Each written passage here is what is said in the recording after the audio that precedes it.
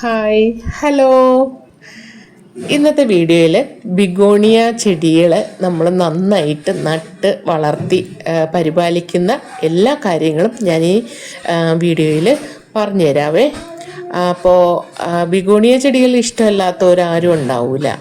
അപ്പോൾ അതിൻ്റെ പരിചരണം കുറച്ച് അത് പഠിച്ചു കഴിഞ്ഞാൽ നമുക്ക് ഈസിയാണ്. പക്ഷേ പഠിച്ച് ആ ഒരു റൂട്ടിൽ എത്തുന്നത് വരെ കുറച്ച് ബുദ്ധിമുട്ടാണേ. പെട്ടെന്ന് അഴുകി പോവാനും ഒക്കെ സാധ്യതയുണ്ട്. അപ്പോൾ അതിനായിട്ട് എന്തൊക്കെയാണ് ചെയ്യേണ്ടതെന്നുള്ളതെല്ലാം ഞാൻ ഈ വീഡിയോയിൽ പറഞ്ഞുതരാം. അപ്പോൾ ഈ ചെടി കണ്ടില്ലേ, ഇത് ഞാൻ ഒരു റീപോർട്ട് ചെയ്യാൻ വേണ്ടിയിട്ടുള്ള കാര്യമാണ് ചെയ്യുന്നത്. അപ്പോൾ ചെറിയ ചട്ടിയിലാണ് ഉള്ളത്. അപ്പോൾ അത് ആ ചട്ടി മാറ്റിയിട്ട് കുറച്ചുകൂടെ വലിയൊരു ചട്ടിയിലേക്ക് മാറ്റാൻ വേണ്ടിയിട്ടാണ്. അപ്പോൾ അതിനായിട്ട് ഏറ്റവും മുന്നേ നമ്മൾ നോക്കേണ്ട കാര്യം എന്ന് പറഞ്ഞാൽ പോട്ടി മിക്സ് നമ്മൾ തയ്യാറാക്കുന്നത് എപ്പോഴും നല്ല ഇളക്കമുള്ള പോട്ടി മിക്സ് ആയിരിക്കണം. കാരണം എന്താണെന്ന് വെച്ചാൽ നമ്മുടെ ഏത് ചെടിയുടെ ആയാലും വേര് നന്നായിട്ട് വളർന്നാൽ മാത്രമേ മണ്ണിന് മുകളിലോട്ടുള്ള ഭാഗങ്ങൾ നന്നായിട്ട് വളർന്നു വരുള്ളൂ. അപ്പോൾ ആദ്യമേ അതുകൊണ്ട് നമ്മൾ വേര് വളരാനുള്ള സാഹചര്യം നമ്മൾ ഒരുക്കി കൊടുക്കണം. പ്രത്യേകിച്ച് ബിഗോണിയയുടെ വേരുകളെന്ന് പറഞ്ഞു കഴിഞ്ഞാൽ നേർത്ത വേരുകളാണ്. അപ്പോൾ അതിന് ചെളി കെട്ടി മണ്ണൊക്കെ ആണെന്നുണ്ടെങ്കിൽ വേര് ഓടാൻ പറ്റത്തില്ല. അപ്പോൾ ഇതിൻ്റെ വളർച്ചയൊക്കെ മുരടിച്ചു പോയിട്ട് അഴുകി പോകാനൊക്കെ സാധ്യതയുണ്ട്. അപ്പോൾ നമുക്ക് ആദ്യം പോട്ടി മിക്സിനുള്ള കാര്യങ്ങൾ. അപ്പോൾ പോട്ടി മിക്സിനകത്ത് ആദ്യം കമ്പോസ്റ്റ് വേണം. കമ്പോസ്റ്റ് നമുക്കിപ്പം മണ്ണിര കമ്പോസ്റ്റ്, അതേമാതിരി ആട്ടിൻകാഷ്ട കമ്പോസ്റ്റ്, മുയൽ കാഷ്ട കമ്പോസ്റ്റ്, ജൈവ കമ്പോസ്റ്റ്, ഇതൊക്കെ ഉണ്ട്. ഇതൊന്നും ഇല്ലെന്നുണ്ടെങ്കിൽ തന്നെ നമുക്ക് നമ്മുടെ വീടുകളിൽ കിട്ടുന്ന പൈസ ചിലവില്ലാത്ത ഒരു കമ്പോസ്റ്റാണ് പിന്നെ കരിയില കമ്പോസ്റ്റ്. അത് നമ്മൾ ഈ കരിയില എല്ലാം കൂടെ തൂത്ത് കൂട്ടിയിട്ട് കുറച്ച് പിന്നെ കുമ്മായവും കൂടെ അതിനകത്ത് വിതറിയിട്ട് ഒന്ന് വെള്ളം തളിച്ച് ഒന്ന് ചാക്ക് എന്തെങ്കിലും ഇട്ട് അടച്ചിട്ട് കഴിഞ്ഞാൽ കുറച്ച് ദിവസം കഴിയുമ്പോഴത്തേന് നല്ല കമ്പോസ്റ്റായിട്ട് വരും.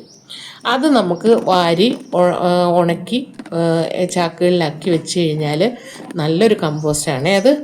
അപ്പോൾ അത് നമുക്ക് ഈ പോട്ടി മിക്സിനകത്ത് മിക്സ് ചെയ്യാം കൂടുതൽ ഭാഗം. അത് കഴിഞ്ഞിട്ട് കുറച്ച് പിന്നെ കൊക്കോപിറ്റ് ഉണ്ടല്ലോ, എന്ന് വെച്ചാൽ എന്ത് പറയണേ, ചകിരിച്ചോറ്. ഓക്കെ, സോറി, ചകിരിച്ചോറ് നമുക്ക് മിക്സ് ചെയ്യാം. അത് കഴിഞ്ഞിട്ട് വേണമെന്നുണ്ടെങ്കിൽ കുറച്ച് മണലുണ്ടെങ്കിൽ മണൽ മിക്സ് ചെയ്യുന്നത് നല്ലതാണ്. ഇനി ഇല്ലെങ്കിലും കുഴപ്പമില്ല. പിന്നെ കുറച്ച് മണ്ണ്. ഇത് രണ്ടും എടുക്കുന്നതിൻ്റെ ഒരു കുറച്ച് മാത്രം മതി, അത്രയൊന്നും വേണ്ട. കുറച്ച് മാത്രം മണ്ണും കൂടെ ഇതിനകത്ത് മിക്സ് ചെയ്യാം. പിന്നെ കുറച്ച് നമുക്ക് ഈ പിന്നെ സാഫ് ആൻറ്റി ഫംഗൽ പൗഡർ ഉണ്ടല്ലോ, അതും കൂടെ ചേർത്ത് കഴിഞ്ഞാൽ കുറച്ചും കൂടെ നല്ലത്. ഇത് ഇത്രയും കൂടെ മിക്സ് ചെയ്തിട്ട് നമുക്ക് നല്ലൊരു പോട്ടി മിക്സ് ഉണ്ടാക്കിയിട്ട് നല്ലൊരു ചട്ടി എടുക്കുക. പിന്നെ അത് കഴിഞ്ഞ് കഴിഞ്ഞാൽ ചട്ടി എന്ന് പറയുമ്പോൾ നമ്മൾ ചെറിയ ചെടിയാണെങ്കിൽ ചെറിയ ചട്ടി മതി, വലിയ ചെടിയാണെങ്കിൽ വലിയ ചട്ടി എടുക്കണം. ചെറിയ ചെടിക്ക് ഒരിക്കലും വലിയ ചട്ടി എടുക്കരുത്.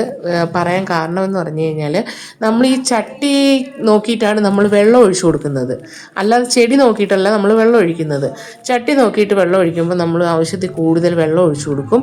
അപ്പോൾ ഈ ചെടിക്ക് അത്രയും വെള്ളത്തിൻ്റെ ആവശ്യം ഉണ്ടാവില്ല, ചെടി നശിച്ചു പോകും. പിന്നെ രണ്ടാമത്തെ കാര്യം എന്ന് പറഞ്ഞാൽ ഇതിൻ്റെ ചട്ടിയുടെ ഡ്രെയിനേജ് ഹോള് അത് എപ്പോഴും ഓപ്പണായി തന്നെ ഇരിക്കണം, വെള്ളം വാർന്നു പോകാൻ പറ്റിയ രീതിയിൽ. അപ്പോൾ ഇതിനകത്തൊരു വില്ലൻ എന്ന് പറഞ്ഞാൽ നമ്മളറിയാണ്ട് തന്നെ നമ്മുടെ ഈ ചട്ടിയിലേക്ക് മണ്ണിരകൾ വന്ന് കയറും. മണ്ണിരകൾ ഈ ഹോളിൽ കൂടെയൊക്കെ ആയിരിക്കും ചിലപ്പോൾ കയറുന്നത്.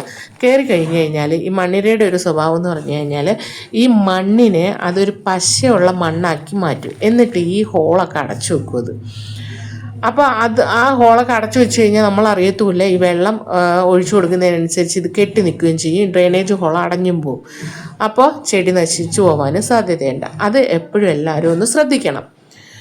പിന്നെ വേണ്ടതെന്ന് പറഞ്ഞാൽ ഇതിന് വേണ്ടുന്ന വളം. ഇതിപ്പോൾ രണ്ടും ഇത്രയും പിന്നെ കമ്പോസ്റ്റൊക്കെ ഇട്ട് നമ്മൾ നട്ട് കഴിഞ്ഞ് കഴിഞ്ഞാൽ ഒരു 2 മാസത്തേക്ക് കാരണം അത് വീണ്ടും പുതിയ വേരുകളൊക്കെ അതിനകത്ത് ഇറങ്ങി ഇലകളൊക്കെ വന്ന് തുടങ്ങുമ്പോൾ നമുക്ക് വളം ഇട്ട് കൊടുക്കാം.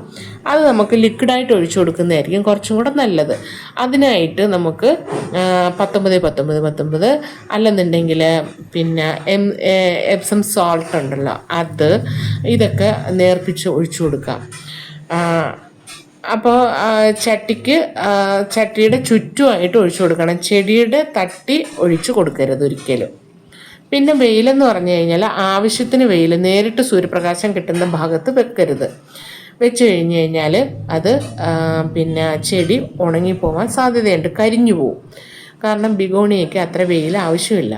പിന്നെ ഒരു ഗ്രീൻ നെറ്റൊക്കെ ഇട്ട് കൊടുത്തിട്ട് നമ്മൾ അതിൻ്റെ അടിയിൽ വെക്കുകയാണെങ്കിൽ അത്രയും നല്ലത്. ഇത്രയും കാര്യങ്ങളൊക്കെയാണ് മെയിനായിട്ടും അറിഞ്ഞിരിക്കേണ്ട കാര്യങ്ങൾ. പിന്നെ പൂക്കൾ വരുമ്പോഴത്തേനും നമ്മളത് നുള്ളി കൊടുത്തു കഴിഞ്ഞാൽ ഇലകൾ വളരും. പൂക്കൾ വരുമ്പോഴത്തേന് ഇലയുടെ വളർച്ച കുറച്ച് കുറയും. ബിഗോണിയെ സംബന്ധിച്ച് ബിഗോണിയയുടെ ഇലകളാണ് ഭംഗി. അപ്പോൾ പൂക്കൾ കുറച്ച് നുള്ളിക്കളഞ്ഞു കഴിഞ്ഞാൽ അത്രയും നല്ലത്. ഇനി നുള്ളിയില്ലെങ്കിലും കുഴപ്പമൊന്നുമില്ല. അപ്പോൾ ഈ ചെടി കണ്ടില്ലേ, അത് ഞാനിപ്പോൾ റിപ്പോർട്ട് ചെയ്തിട്ട് 2-3 മാസം കഴിഞ്ഞിട്ടെടുത്ത വീഡിയോ ആണ് ഇത്. അപ്പോൾ നല്ല തിക്കായിട്ട് നല്ല വലിയ ഇലകളായിട്ട് വന്നില്ലേ. അപ്പോൾ ഞാൻ ഈ പൂ മുറിച്ച് കളഞ്ഞിട്ടില്ല, കാരണം ഇത് മാറ്റിയും തിരിച്ചുമൊക്കെ വയ്ക്കുന്ന കാരണത്താൽ ഞാൻ ഈ പൂ മുറിച്ച് കളയാനും മറന്നുപോയിട്ടുണ്ട്. അപ്പോൾ ഒരുവിധമുള്ള കാര്യങ്ങളെല്ലാം ഞാൻ പറഞ്ഞിട്ടുണ്ട്. അപ്പോൾ ഇത്രയേ ഉള്ളൂ. Okay, thank you.